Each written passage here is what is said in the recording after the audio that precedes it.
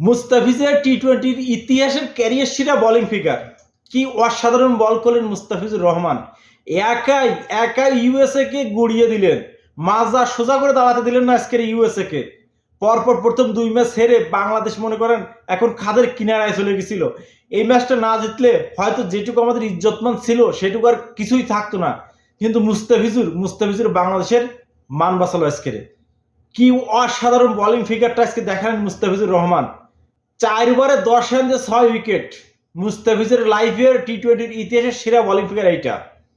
মুস্তাফিজের বোলিং সেরা দিনে অন্যদিকে সৌম্য তানজিম তামিম দেখালে ব্যাটিং তাণ্ডব দেখিয়েই কিন্তু ইউএসএ কে 10 উইকেটের বিশাল ব্যবধানে হারিয়ে দিল আমাদের বাংলাদেশ আজকের।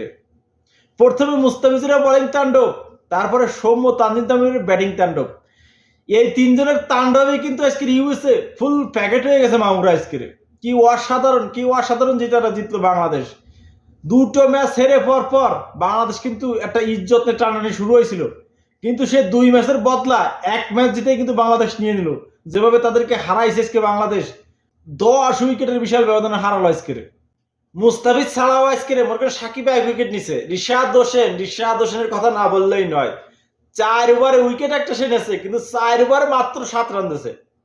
কি অসাধারণ বোলিং করছে রিশাদ হোসেন। আসলে রিশাদ হোসেনের ট্যালেন্ট আছে, বলতে হবে এটা।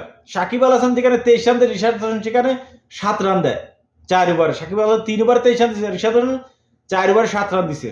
এই ইউএসএ মাত্র 104 রানে অল আউট হয়ে গেছে। সেই ইউএসএ তানজিম সাকিব মনে করেন 4 ওভার 32 রান একাই খাইছে আজকে। এই সেই তানজিম সাকিব যে সাইফুদ্দিনই বদলি হিসেবে দলে চান্স পাইছে।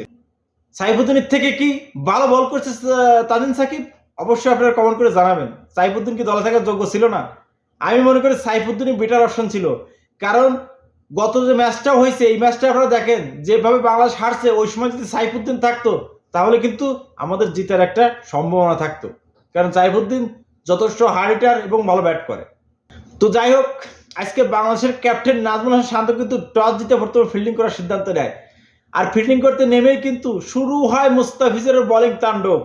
একের পর এক উইকেট মুস্তাফিজুর তুলে নিতে গেলে লাস্ট 4টে উইকেট, মনে করেন লাস্ট 4টে উইকেট মুস্তাফিজুর একাই তুলে নিয়েছে। লাস্ট 4টে উইকেট, প্রথমে 2 উইকেট, পরে লাস্টে 4 উইকেট। মুস্তাফিজুর রহমান একাই মনে করেন আমেরিকাকে আজকের সোজায় দাঁড়াতে দেয়নি।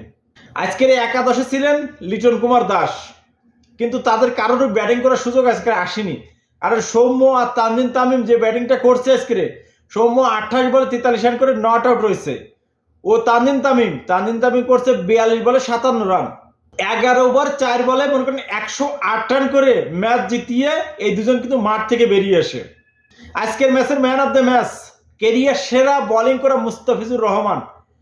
মানে বিশ্বকাপের আগে মুস্তাফিজুর এমন কামব্যাক মনে করেন বাংলাদেশ দলের জন্য স্বস্তির বিষয়। কিন্তু আমেরিকার মাটিতে মনে করেন যে এত সুন্দর বল মুস্তাফিজুর করবে, ঠিক আছে, এটা বাংলাদেশের জন্য অনেক স্বস্তি। কিন্তু এবং সেই সাথে বাংলাদেশের ওপেনার যে ফর্মে ফিরছে, 10 উইকেটে বিশাল জয় নিতে মাঠ ছাড়লো বাংলাদেশ দল।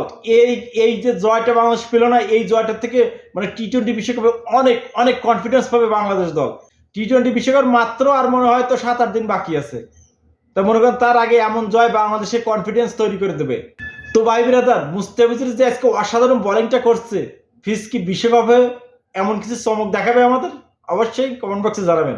ভালো থাকবেন সবাই।